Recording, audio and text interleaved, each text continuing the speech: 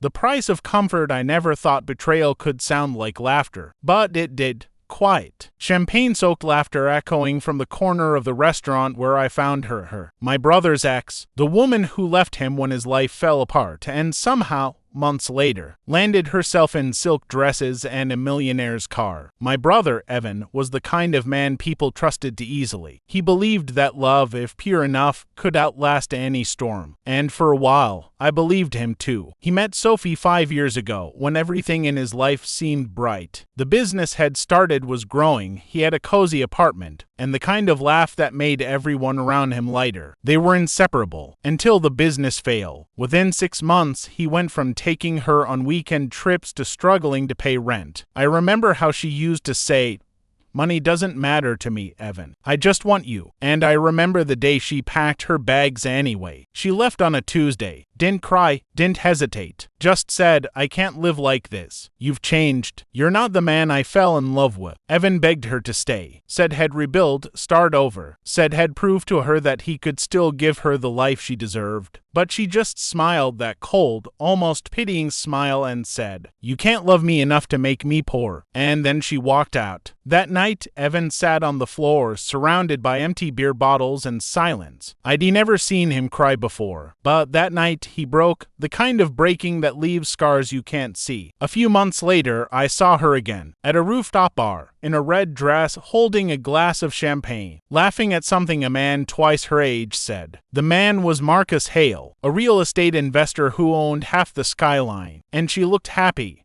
Not just happy, glowing. I stood there, frozen. She saw me. Her smile faltered for a moment, then returned, softer this time. "Maya," she said, walking up to me like nothing had happened. "It's been forever." I wanted to scream at her, ask her if she ever thought about Evan, the man who couldn't sleep for months after she left, who was still clawing his way out of debt while she floated through high society. But all I said was, "You look different." She laughed. New beginnings sued me. After that night, I shut her out completely. She tried reaching out, messages, calls, even a birthday text once. I ignored them all. When she showed up at my office one day, unannounced, smiling like we were still friends, I told her to leave. "You don't get to show up here," I said coldly. "Not after what you did to him." Her smile faltered.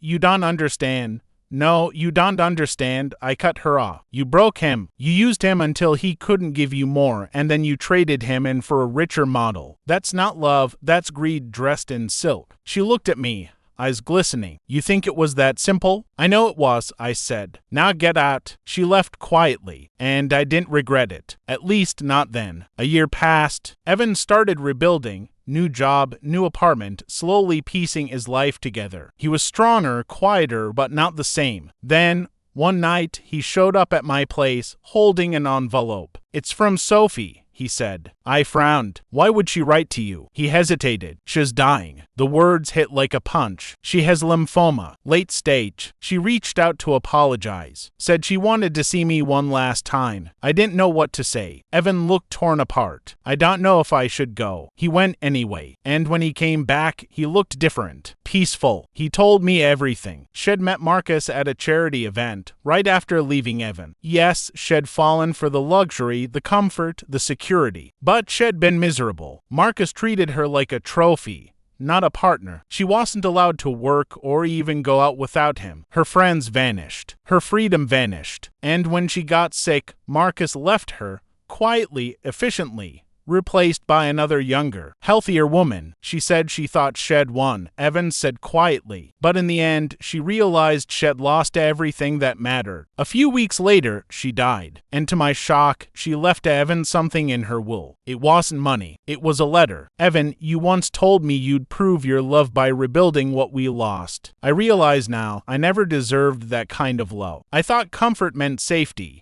But you were the only safe place I ever had. I'm sorry I left when you needed me most. I hope you find someone who knows how to stay." Evan cried when he read it. I didn't, because forgiveness didn't come easily to me. But something shifted. Maybe it was seeing my brother finally let go of his pain. Maybe it was realizing that, in her own way, Sophie had been broken too, just differently. I went to her funeral. Not for her, but for Evan. There were only 5 people there. Marcus wasn't one of them. Her mother thanked me for coming. Said Sophie talked about Evan even in her last days. Said he was the only person who ever looked at her like she was enough. I stood there, staring at her gravestone, feeling a strange mixture of anger, pity, and something else I couldn't name. Later that night, I sat by the ocean, thinking about how easy it is to judge people when you've never lived their pain. Did I still think Sophie betrayed my brother? Absolutely. Did I still hate her for it? Maybe less than I used to, because life has a cruel way of teaching us that everyone betrays someone. Sometimes out of selfishness, sometimes out of fear, sometimes just because they don't know how to be brave. So, aitah for shutting her out when all she wanted was forgiveness. Maybe. But if loyalty is wrong,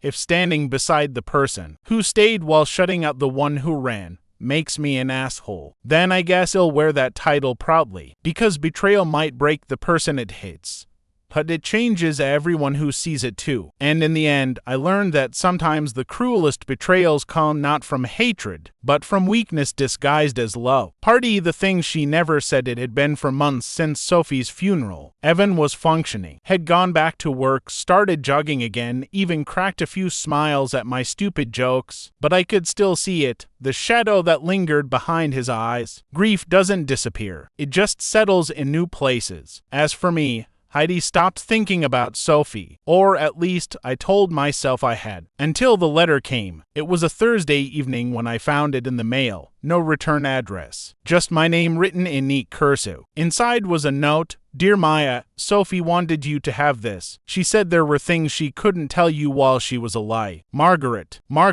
Sophie's mother. Beneath the note was a small leather-bound diary. The pages were worn, the ink faded in some places, smudged in others. My stomach twisted as I held it. I should have thrown it away, but I didn't. The first entry was dated 2 weeks after Shed left Evan. I keep hearing his voice. I see his face every time I close my eyes, but I can't go back. I can't tell him what's really happening. I frowned. What did that even mean? The next few pages were short notes, bits of confusion, sadness, fragments of guilt. Then I found the entry that changed everything. When I met Marcus, it wasn't about money. Not at first. He promised to help me. Said he knew people who could fix everything. I believed him. I didn't realize what he really wanted in return. My pulse quickened. What needed fixing? I flipped to the next page, my hands trembling. It's not fair. Evan doesn't deserve this. But if I tell him, he'll blame himself. He'll think it's because of the stress, because of the business. The truth would destroy him. I can't let him know I lost the baby. I froze. The words blurred in front of my eyes. Baby? I read the passage again, slower this time. Sophie had been pregnant, and she'd lost the baby while she was still with Evan. I sat there, stunned. Memories flashed through my mind. The months before she left, when she'd been distant, tired, quiet. I'd assumed it was stress. So had Evan. But she'd been carrying his child, and she'd never told him. The next entries were chaotic, hangry, emotional, desperate. Marcus said he could help me pay for treatment, said he'd make sure I was okay. But he wanted more than that. He wanted me. I said no, but he wouldn't take no. He said I owed him for everything he'd done. I don't know who I am anymore. I don't recognize the woman in the mirror. I thought I was escaping a broken life, but I walked straight into hell. My breath caught. This wasn't the story I'd believed. Sophie hadn't left because she was greedy. She'd left because she was terrified. Trapped between guilt and blackmail. I read every page, every confession, every scar she'd hidden. By the end, my hands were shaking. I couldn't tell Evan. Not yet. How could I? How could I tell him that the woman who broke his heart had been suffering in silence? That she'd lost their child, been manipulated, and carried that secret to her grave just to protect him, had forgiven her once. This truth would destroy him all over again. For days, I couldn't sleep. I kept seeing Sophie's handwriting in my mind,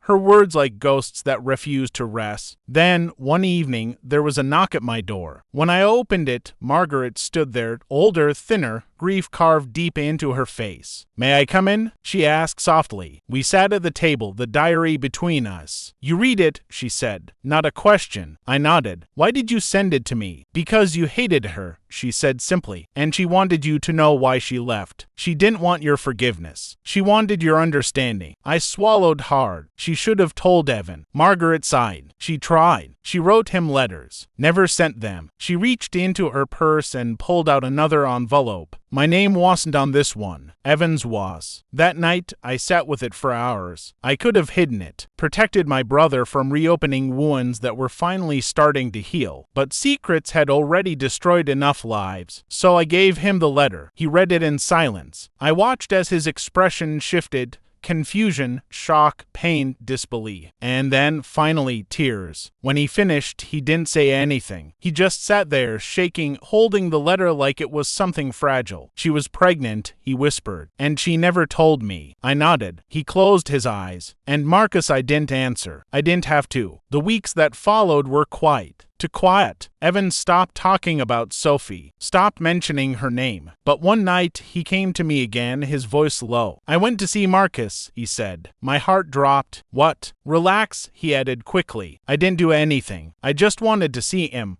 To look at the man who destroyed her." I clenched my fists, and he looked away. He didn't even remember her name. That's when something inside me snapped. Because I realized betrayal wasn't always a sharp knife. Sometimes it was slow, dull, drawn-out cruelty. Sometimes it was forgetting the person you once used to feel powerful. Sophie had been betrayed by her own choices, by fear, by the world that punished weakness. Evan had been betrayed by love, and by the silence it left behind. And me? I'd betrayed them both in my own way by judging too quickly, by refusing to see that pain isn't always clean. Months later, Evan visited Sophie's grave again. I went with him. He placed a small white rose on the cold stone. "She didn't deserve what happened," he said quietly, "but she also didn't deserve to carry it alone." I nodded. Then, after a long silence, he whispered, "You know what's funny? Even now, I think I still love her. Not the way I used to. But part of me always will." I didn't have an answer for that. Because maybe love doesn't die with betrayal. Maybe it just changes shape, becomes something sadder, quieter, harder to recognize. That night, I burned Sophie's diary. Not out of hatred, but because some ghosts deserve peace. The flames curled around the pages, eating away the ink, the secrets, the pain. I watched until the last ember faded, until there was nothing left but ash. Then I whispered into the dark, "You were wrong, Sophie. You didn't lose everything. Someone still remembers you.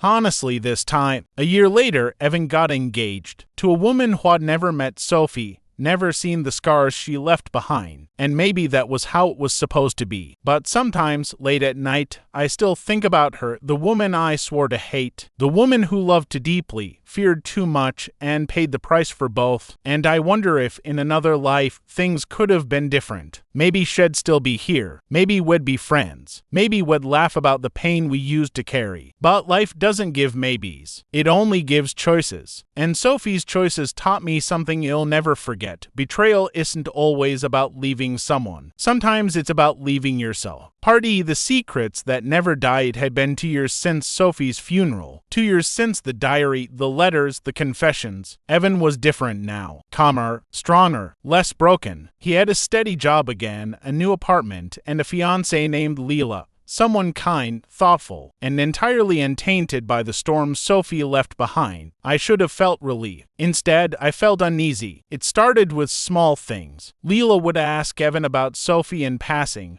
always politely, always curious. But there was something in her tone that made my stomach twist. She'd ask about the diary, the letters, the truth Sophie left behind. Evan brushed it off, as if talking about Sophie still carried a weight too heavy for anyone to lift. But Leela didn't seem satisfied with his answers. Then, one evening, I got a call from Evan.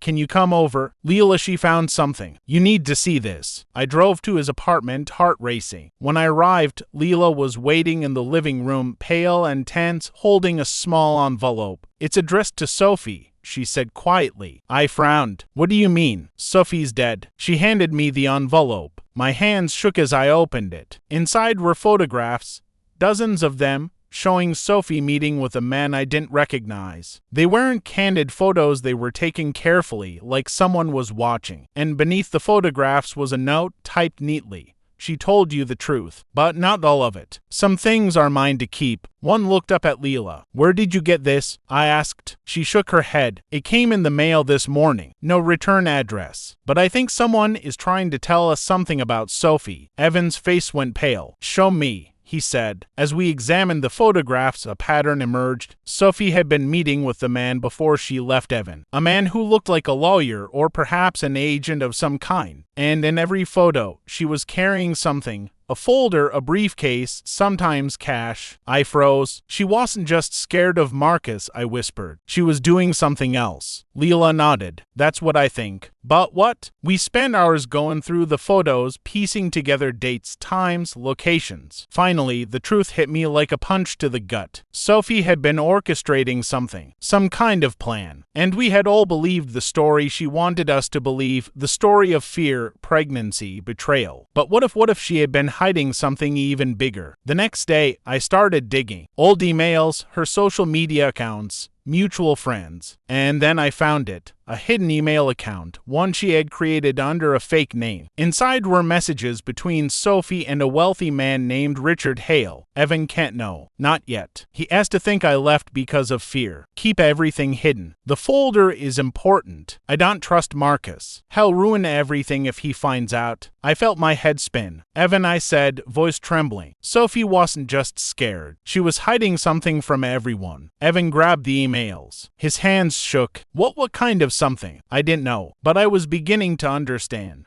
Sophie's betrayal wasn't as simple as leaving Evan out of fear. She had secrets that no one, not even us, was meant to know. Weeks passed. Leela started asking more questions. Evan grew defensive, and I began noticing strange occurrences. Files deleted from Sophie's old cloud account, messages disappearing from her phone, a mysterious man asking questions about her work before she left Evan. Then came the final revelation. We were going through her diary again, a copy I had kept for research purposes, when we found a hidden envelope taped to the back cover. Inside was a confession. If anyone reads this, know the truth. I left Evan not because of Marcus, not because of fear, not because I wanted to be free. I left because I was protecting him, protecting everyone. There are things in this world, secrets I've uncovered, that are bigger than love, bigger than money, bigger than life. If Evan had known, he would have been destroyed, and possibly worse. I regret leaving him in pain, but I had no choice. You must understand. Betrayal isn't always what it seems. Sophie, I sat there, my mind reeling. All this time, I had judged her, hated her, condemned her for leaving Evan when he needed her. And now it seemed maybe, in her own way, she had sacrificed too. But for what? And why had she died before she could explain? Evan's hands trembled as he read the letter over my shoulder. She did all this for me? I shook my head. I don't know. But whatever it was bigger than all of us. Months later, we tried to uncover Sophie's hidden life, the man in the photographs, the secret meetings, the folder she carried. We never found everything. Some secrets, it seemed, die with the person who carries them. But one thing became clear. Betrayal isn't always a choice. Sometimes it's survival. Sometimes it's protection. Sometimes it's the only way someone can live without breaking the ones they love completely. And in the end, that's what Sophie had done. Left Evan in pain, yes, but also shielded him from a truth that could have destroyed him. I realized then that my anger at her, my judgment, my loyalty to Evan, all of it, was human. We all see betrayal in black and white, but life is painted in gray. And some of the deepest betrayals are the ones that are meant to save us, not harm us.